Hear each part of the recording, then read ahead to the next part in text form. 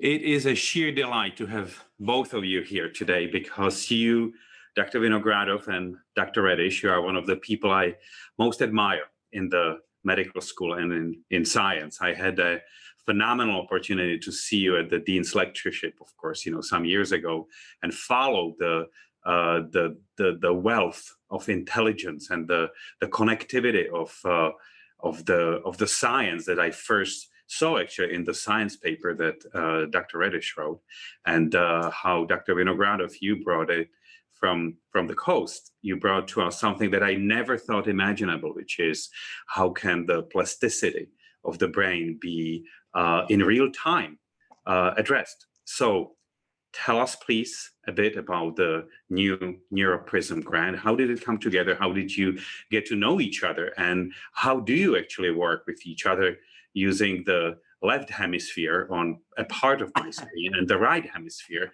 on the other part of my screen? Dr. Now I'm Vinogradov, worried Dr. about which Redish. is which. Yeah.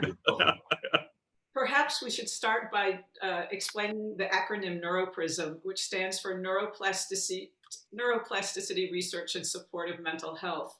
And it brings together the neural systems part of the expertise that we have in our group, along with the mental health expertise that we have in the other part of our group. And that kind of is where the story begins. And David, do you want to start it out? Because it began with the time I invited you to do a first grand rounds when I had first Yeah, been here. sure. Yeah, so I mean, I'm a what they call a basic researcher. I work on the fundamentals of how things work and have very little. I don't have a direct medical background, and so I don't actually have expertise in the medical side.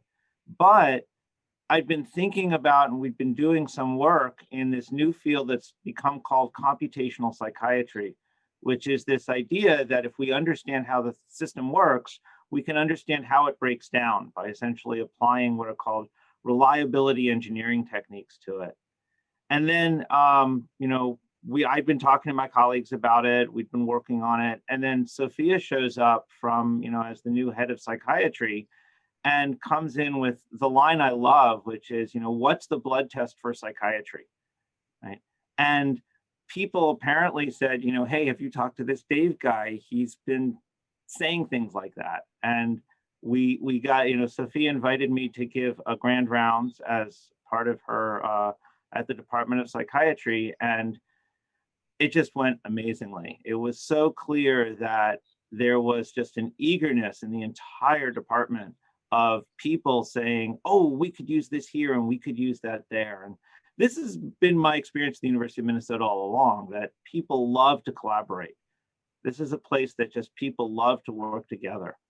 But after that meeting, Sophia and I had a conversation about where does this go next? And what she did is she started to bring together a community of scientists, ranging from people doing the fundamental science side and people doing the clinical science side. And I would say we just got talking, right? We started meeting weekly, or was it weekly? I think it was at first it was like monthly, and then we found we had to do weekly because we had too much to say. And we were enjoying it so much. It was the highlight of everyone's week. Exactly. I agree. And that's the other thing, is that everybody says that. It's not just that like Sophia says that, it's everybody in the group says that.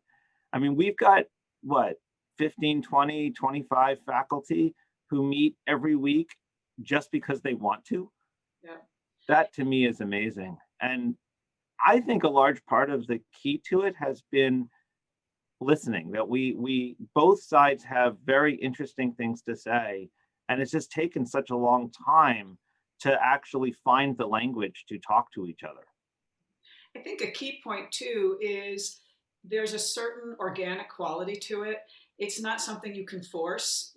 We invited people together, and then the spark was there, and the give and take, and the rapid exchange of ideas, and the hey, we could work on this together. And so you had basic science, non-human animal researchers saying, I've done an experiment where we think the computational model might look something like this, and you have the clinical scientists going, wow, well, that might explain something about hallucinations or about delusions. And what could we do next to see if there's really a kind of proof of principle for this direction that we're going in?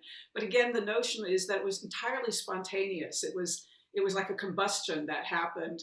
And that led, of course, to us saying we should apply for some funding to kind of really, move this to the next level beyond just conversations, but to actual studies and experiments. And that's where we got the idea to apply for this NIH Conti Center, which is specifically focused on transdisciplinary scientific approaches to solving mental health problems. A big part This is of amazing. sorry, go ahead. No, I was just this going is to say, amazing. I really want to know a little bit more about this. I want to know because this is, unicorns exist, but they are rare, right? So things like this do exist, but they are rare. So what is your advice for others that have been in presence, perhaps, of some, flavor of this, as you, Dr. Vinogradov, say, this combustibility, this volatile, this enormous energy that I'm sort of thinking with you in this, that it is not your brain alone. It's actually that collective brain that makes these ideas to jump up and recombine and something magical happen. But I'm not against magic, but is there a scientific view of, how you put together a team like this so that it actually sparks, like Dr. Redish said? Okay, so I'm going to go out on a limb here. I've never even said this to David. I've implied it to him. I think it takes a certain egolessness on the part of the people who are involved. And I've not said this aloud before, but I honestly, as you asked that question, think that is one of the key ingredients. I think both David and I approach this really without our egos involved, more out of a sense of curiosity and wonder. And that might be partly because we are senior enough that we don't have to, sort of our labs are going well, our research is going well. We don't have to feel competitive with others or with each other. That might be one ingredient. It might be that's just our nature. I don't know. But I would say it's also been a really observable quality of the people in our group. There's no hoarding resources. There's no hoarding ideas. There's no, oh, this is mine. One of the things I love is that Sophia always says we co-facilitate the NeuroPRSM, not co-direct it. I love that. I have to say, I'm not sure I would have said egolessness. I think that colleagues are going to complain if I say that. But I do think there's a real openness, and I think there's what I was going to say is that the sum has to be, the whole has to be more than the sum of its parts. And there has to be a belief, which is something I hold really deeply, that if I collaborate with somebody and there's a success, that's my success too. And I think that maybe it's another way of phrasing what Sophia is calling egolessness, but it's if Sophia, if I contribute something and if I make a suggestion and Sophia goes and runs the experiment and discovers something and I'm acknowledged in the paper, I don't even care if I'm acknowledged in the paper, but probably end up as a middle author or something, that's great. That's my success too, right? I get to have been a piece of that. And what I find is that people across NeuroPRSM have that attitude of, if I add my little piece to your big puzzle, that makes it so much better. And I think that idea that the collaboration can be more than either of us can do independently is also something that I would say is a key. Right. Also, this ethos that a rising tide floats all boats. Yes. Right. That the group success is everybody's success. I think that's very much been part of the ethos. The line I like, which comes from Senator Wellstone, is we all do better when we all do better. That's very well said. I really like, what you said on the co-facilitation and the sense of wonder, but how, anybody, I think at these positions can see a heaven in a wildflower, but how do you domesticate that? How do you take that enormous energy and that spark and domesticate it into the Conti grant or some grant or another? What is the I Time? think the key is Okay. time. Time and hard work and Yeah, persistence. So yeah, when it came time to actually start writing the grant, and we wrote a first version, which was not very good, that we showed the specific games to program, and we got very good feedback from them, and they went, it's too scattered. You know, you've got some germs of good ideas here, but it's too loose and scattered, because it was indeed reflecting the energy of those first conversations, which were more loose and scattered. And this great feedback from program came back to us, which is, we like the underpinnings, Right. focus it.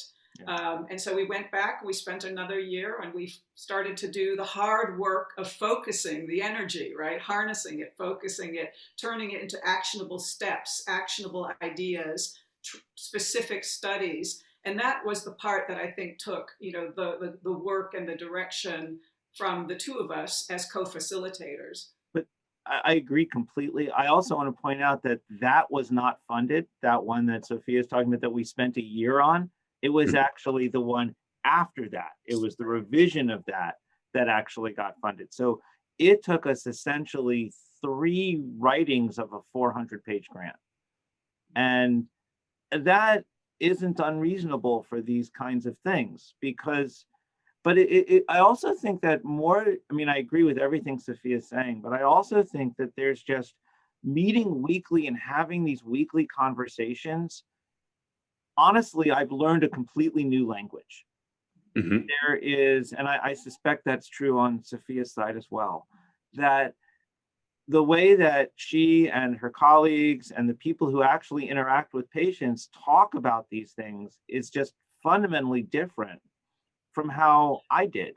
And so I had to learn what these terms mean, and even deeper than just, you know, when you learn a new language, you learn vocabulary first, but that's not the same thing as learning to think in that language.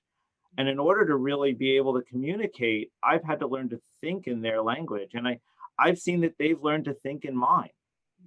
And And It's beautiful. I'll add another piece, which is in the spirit of understanding the complexity and depth of not just the language, but the concepts and the paradigms that we're trying to untangle when we look at mental health issues. We've actually invited people who have a lived experience of a serious mental health issue to our NeuroPRSM group to talk to the scientists. So just a couple of months ago, we had a wonderful invitee who had experienced a fairly profound experience of psychosis for a year, of severe delusions. And he came to the group and spoke about his subjective experiences going through that, as well as what it was like to emerge from that. And several really interesting basic neuroscience ideas came out of that conversation. That's wonderful. That's really something that we need to look at. I think at the not just the medical school, you know, that is sort of our proximate goal, but really in our fields respectively. And I really like what you said about the language. It's like a foreign language. We all know that if you speak or read or listen to a foreign language, it is not a translation. It's actually a different mindset, and different things, you know, happen in that direction. But the other arm, the other dimension of your work, of course, is that you work serve the land grant university, and serve the community, serve the state of Minnesota. So how would you describe what this grant actually proposes and does for the people that live in the state of Minnesota? Well, ultimately, this grant is about deepening our understanding of what happens when a young person develops the serious mental illness of psychosis, where they lose touch with reality, such as schizophrenia, and then will point us in some novel directions for treatments. Our treatments are quite limited right now, and we still have about a third of our young people who, when they go through their first episode of psychosis, end up not doing very well over the long term. And there's a lot of indicators that it's because there are there's something different about their underlying biology. But what that difference is and how it's leading to the chronicity of their course is not at all well understood. And that, at its essence, is the heart of the Conti Center, approaching that question from multiple different angles. And ultimately, as David would say, creating an information processing picture of the brain and of what's going wrong in the brain, particularly in those cases of young individuals who don't do well.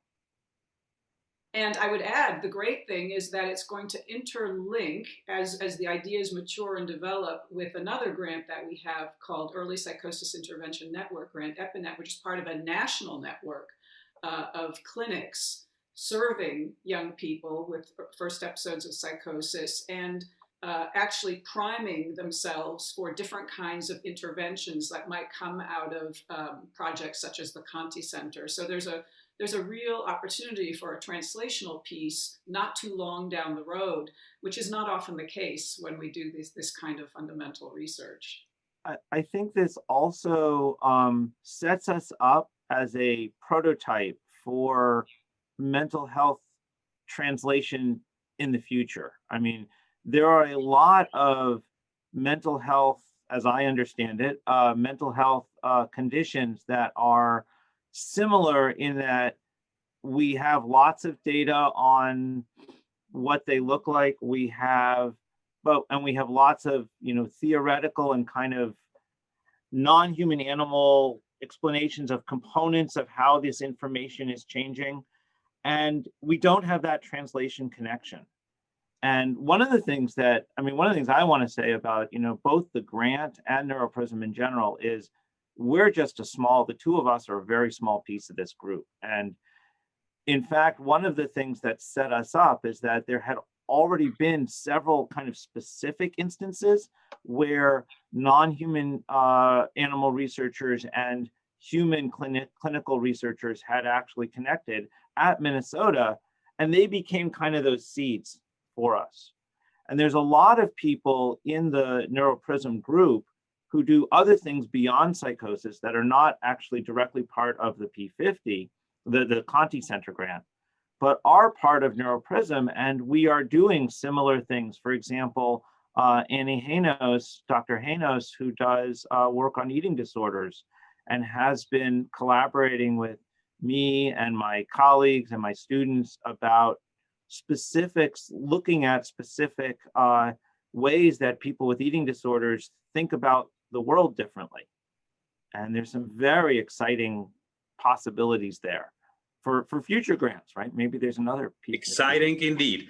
But the last thing that I'd like to hear from you is, how do we make it useful for others? How do we take, if human life, as the Italians say, spans 3 lives of a horse, 27 each.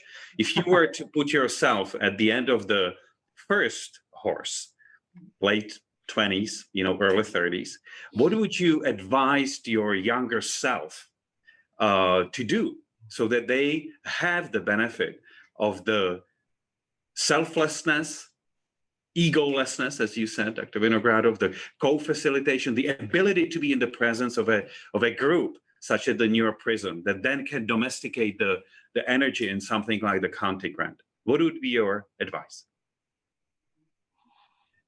Great question. Yeah. Be open.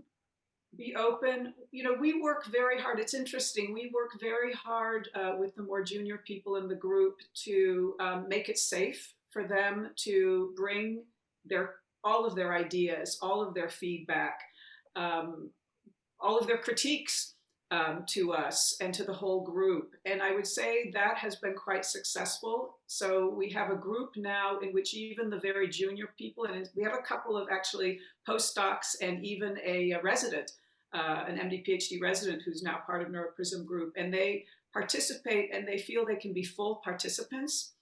And so I guess that's a long-winded way of answering you by saying, be open, but also speak up, share your ideas. Don't be afraid just because there's a senior person in the room or someone who has done all this work and had all these grants. You also have a perspective and a vision that will contribute greatly to the collective endeavor.